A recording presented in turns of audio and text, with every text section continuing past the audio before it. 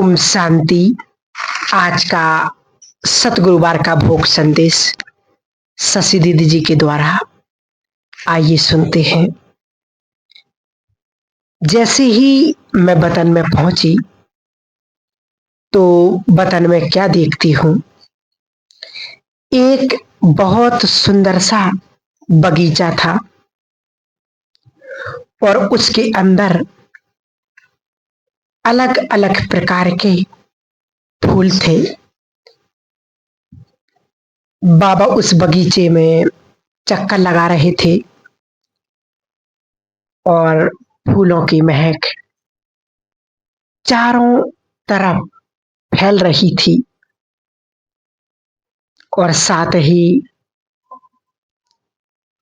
उसके जो फूल थे, बाबा जैसे ही सामने जाते थे तो हर फूल ऐसे खुशियों में झूम रहा था। तो जैसे ही मैं पहुंची, बाबा ने कहा, आओ बच्ची।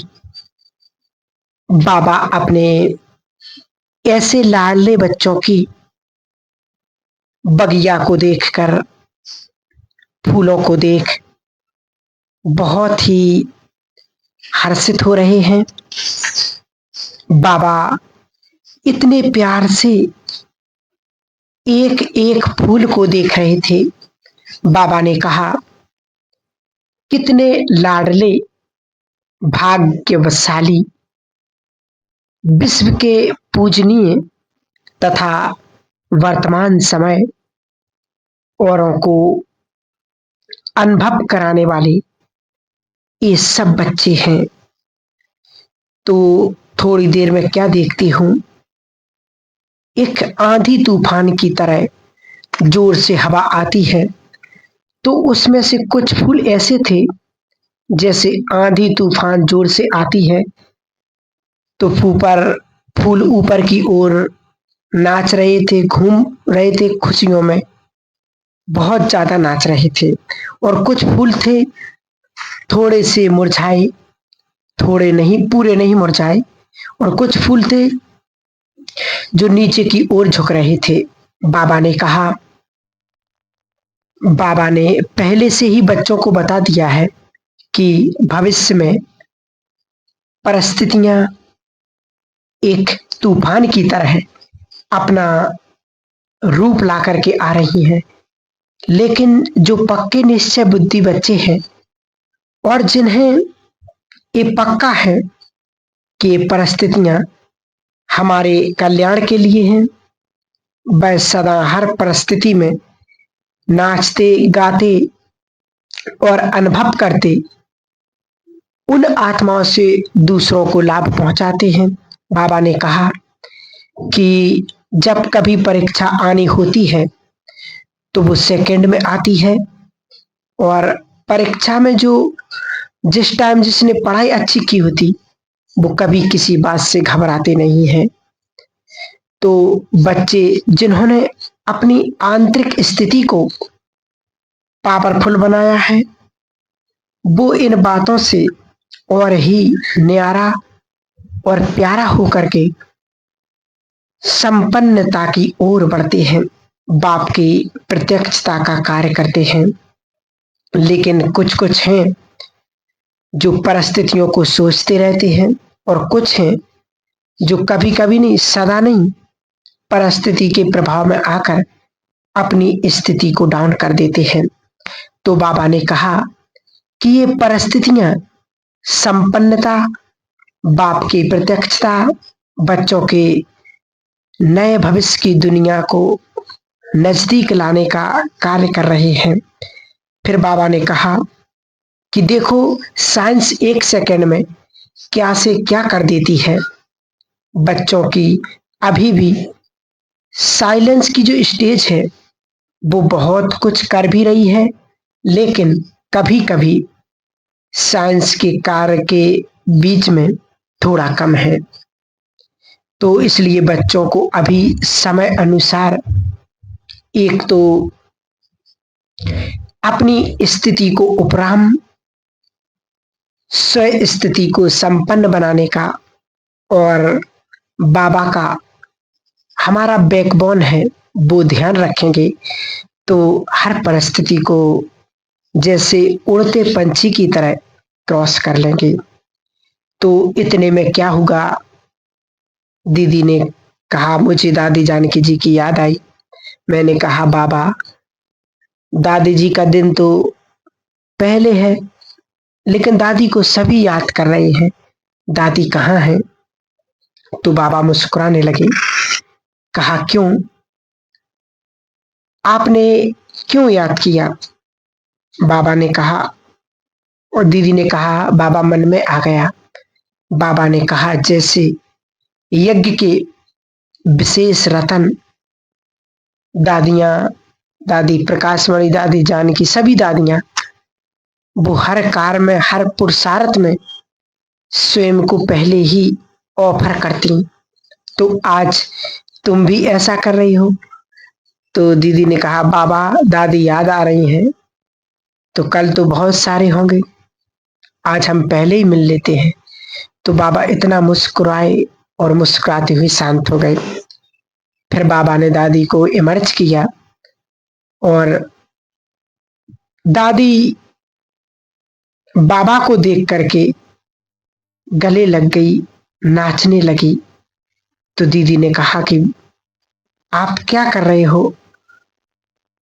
आप सबको याद कर रहे हैं, इतने डबल विदेशी हैं। तो कहते हैं, बाबा तो सबको प्यार कर रहे हैं ना।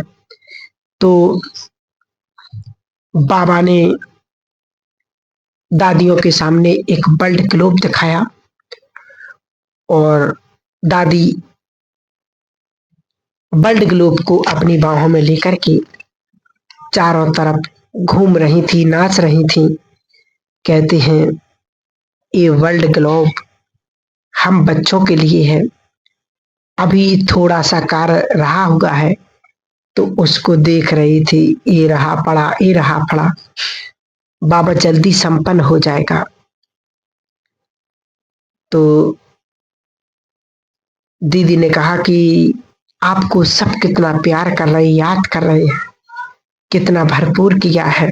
कहती हैं, बस बाबा हैं और बाबा ही करते हैं। फिर कहा कि बाबा दादी का दिन आ रहा है, तो क्या करना है? तो बाबा खुद एक किनारे हो गए, छिप गए और दादी के सामने सारे विदेश के भाई बहने, भारत के सभी के ढेर सबको इतना नचा रहे थे, इतने नचा रहे थे। कहते हैं, बस बाबा ही बाबा। तो दीदी ने कहा, अब क्या करना है? बच्चे देख नहीं रहे हैं समय क्या खेल कर रहा है, समय को खेल के देखते हुए न्यारे और प्यारे। और दूसरी बात कही कि सबको ये ध्यान रखना है, समेटने की शक्ति का ज्यादा से ज्यादा प्रयोग करें और समय, श्वास, संकल्प को सफल करें और अपनी जो कर लेंगे उसके भाग्य जो बनेगा वो फिर समय नहीं मिलता है, अभी इसको सफल करना है। फिर मैंने कहा, दादी आप रुको, हम बाबा के लिए भोग लाए हैं, आप बाबा को भोग स्वीकार कराना। तो दादी मुस्कुराई कि पहले मैं स्वीकार कराती हूँ। तो दादी ने वो भोग रखा था, तो बाबा को सबको खिलाया। फिर सब दादियों को बुलाया, तो दादी ने अपने हाथ से बाबा को भोग स्वीकार कराया और फिर बाबा ने भी सभी दादियों को कहा कि आज का दिन सब बाबा के पास विशेष रत्नों को और दादियों को याद कर रहे थे। सब मिलकर के बच्चों के संग आज ब्रह्मा भोजन स्वीकार कराया। फिर सब ने मिलकर के बाबा के साथ सबको अपने हाथ से ही भोग स्वीकार कराया। सबके पास भोग की थाली पहुंची। फिर बाबा भी मुस्कुरा रहे थे। फिर दादियों ने ताली बजाई और कहा, बजाओ ताली। फिर बाबा ने कहा, बच्चे तुम अभी गुप्त रीति से अनेक सेवाएं कर रही हैं। फिर बाबा को मैंने कहा कि बाबा आज तो बहुत सारे बच्चे आए हैं भोग लगाने के लिए। बाबा ने कहा आए थोड़ी, बाबा के पास बैठे हैं वो तो, बाबा तो पहले से ही उनको इमर्ज किया हुआ है। फिर सभी, गीता दीदी सभी बाबा के सामने।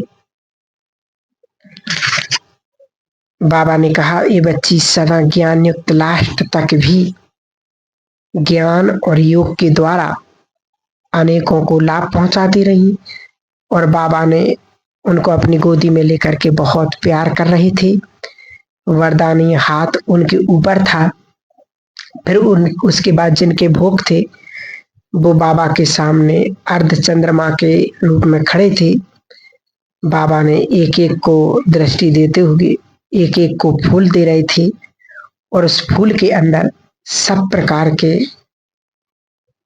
जो उत्तर था वो उसके ऊपर था। और फिर बाबा ने कहा, बाबा ने इन बच्चों का जवाब दे दिया है तो निश्चिंत होकर के चलें, बाप साथ है। सबको फिर याद प्यार दिया।